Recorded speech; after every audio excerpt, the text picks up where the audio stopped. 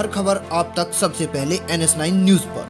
पहले तो मैं सुधेश जी अपने भाषण में कह रहे थे कि चारू को बुलाया आशीर्वाद देने के लिए, तो मैं ये कहना चाहती हूँ मैं आशीर्वाद देने नहीं आशीर्वाद लेने आई हूँ। बहू हूँ, वैसे तो अब बहुत साल हो गए, मुंह दिखाई का जिक्र नहीं करूंगी, पर बहू हूँ, हमेशा आशीर्वाद लेने ही आऊंगी।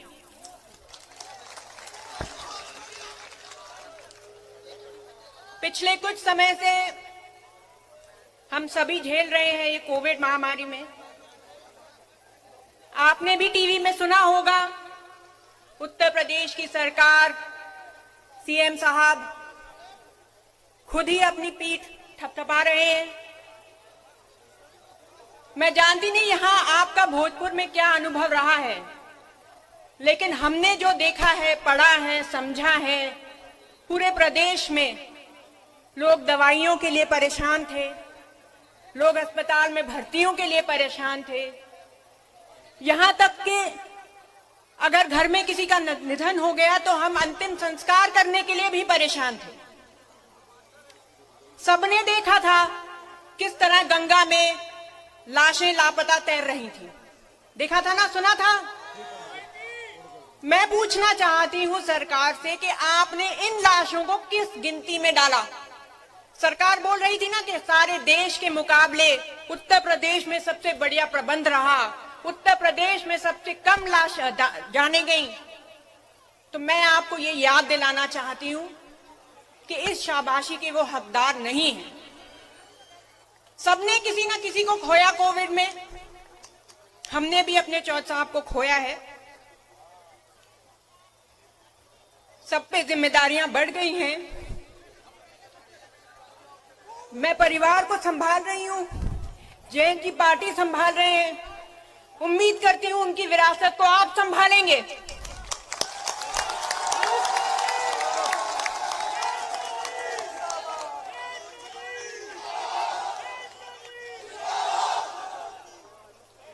आजकल बहुत चर्चा हो रही है कि सरकार ने किसान कानून वापस ले लिए। दो चीजें मैं आपसे डिस्कस करना चाहती हूं। एक साल हमारे भाई वहां बॉर्डर पे बैठे थे। पहली बात है, सरकारों का हक है कि वो कानून लाती हैं, लेकिन अगर हम उनके कानून से नाखुश हैं तो ये हमारा हक नहीं कि हम कुछ बोलें। अगर किसान वहां बैठा है, अपने हक की लड़ाई लड़ना चाहता है, तो वो आतंकवादी हो गया क्या? खालिस्तानी हो गया क्या? आपने, पूरे प्रदेश ने इतने भारी मत से पिछले कुछ चुनावों में यहां से सांसद जिताए, विधायक जिताए। इस पूरे सिलसिले में कोई एक विधायक, कोई एक सांसद आपके काम आया? योगी जी ने तो कहा था कि हम किसानों की आय दुगनी कर देंगे। आय तो छोड़ो, ऊपर से हम पर वाटर कैनन चलवा दिए, हम पर लाठियां बरसवा दी, हम पर मुकदमे रखवा दिए। सच्चाई तो ये है कि अंत में काम अपने ही लोग आते हैं, अंत में काम राष्ट्रीय लोक दल ही आती है और अंत में काम जयंत जी ही आए।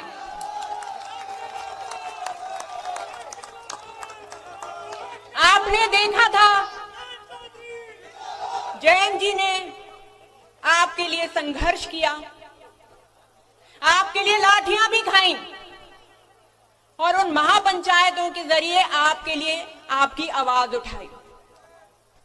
बस आपसे अब हाथ जोड़ के अनुरोध है, अब उन पर विश्वास करें, उनका सहयोग करें।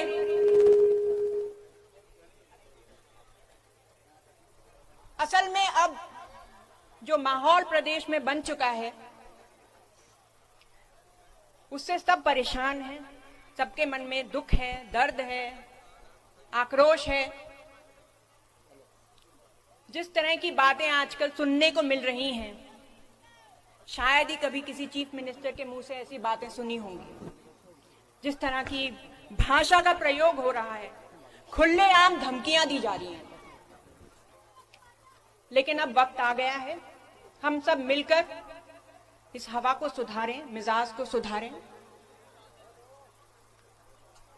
आपके माध्यम से मैं पूरे प्रदेश से अनुरोध करती हूं कि इस तरह की सोच वाले लोगों को, इस तरह की नफरत फैलाने वाले लोगों को, इस तरह की ध्रुवीकरण वाली बातें करने वाले लोगों को अब आप लात मारकर ठुकरा दीजिए।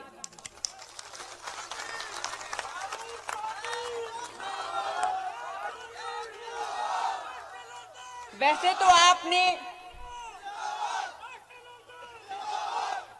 आपने अभी हाथ उठाकर भरोसा दिलवा ही दिया है, फिर भी आई हूं, फर्ज बनता है एक बार फिर सुदेश जी के लिए मुझे आश्वासन दे दीजिए।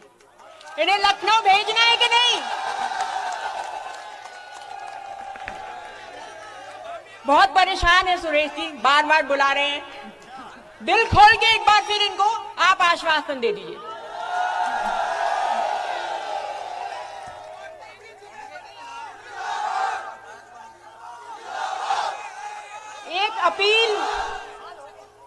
एक अपील आपके माध्यम से और करना चाहती हूं।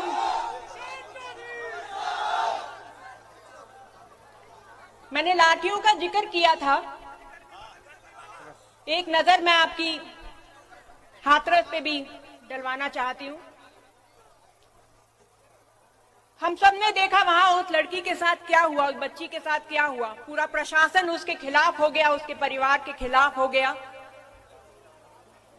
रातों रात चोरी छिपे उसका अंतिम संस्कार हुआ। बात बदले की नहीं है, मैं सिर्फ इतना कहना चाहती हूं, अगर अन्याय हो रहा है, हमारे बीच किसी परिवार के साथ अन्याय हो रहा है, किसी बच्चे पे अत्याचार हो रहा है, तो क्या अगर हमारा कोई आदमी वहां जाकर उसका हाल पूछना चाहता है तो उसने क्या गलत किया? क्या मतलब था मेरे पति पे इतनी लाठियां बरसाने का? गुंडा है वो, मवाली है, क्या गलत किया था जयंत चौधरी ने?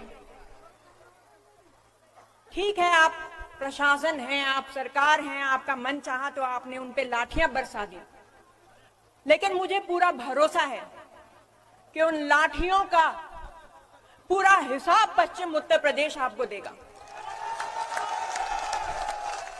आप लाठियां बरसाते जाइए, लेकिन जयंत चौधरी की आवाज को आप नहीं दबा सकते। जब जब अन्याय होगा, आपने लखीमपुर में भी देखा था, उन्होंने पूरा जोर लगाया, लेकिन जयंत चौधरी ने ठान ली थी कि मैं सुबह चला, जब चला मैं वहां पहुंच के रहूंगा, और जयंत चौधरी वहां पहुंच के रहे थे। जिस तरीके से लखीमपुर में जो हादसा हुआ, उसके बावजूद आपने उस गुनहगार के पिता को अपने बगल में बिठा के रखा। आज तक वो मंत्रिमंडल का हिस्सा है।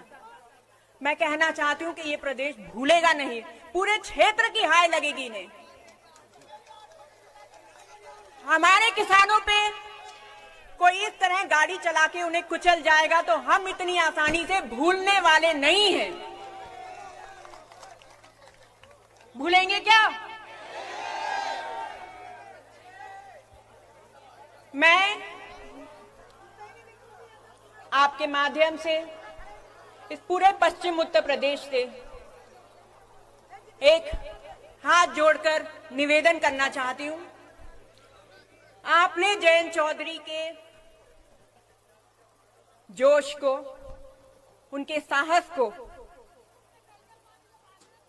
उनकी कर्मठता को अनुभव किया है। समय समय पर उन्होंने अपनी काबिलियत का और अपनी क्षमता का आपको सबूत दिया है।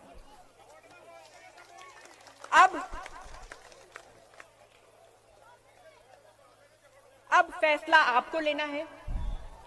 मुझे पूरा भरोसा है कि अगर आपने जयंत चौधरी को, राष्ट्रीय लोकदल को राजनीतिक ताकत दी तो वह आपकी हर कसौटी पे बहुत कामयाबी से खड़े उतरेंगे।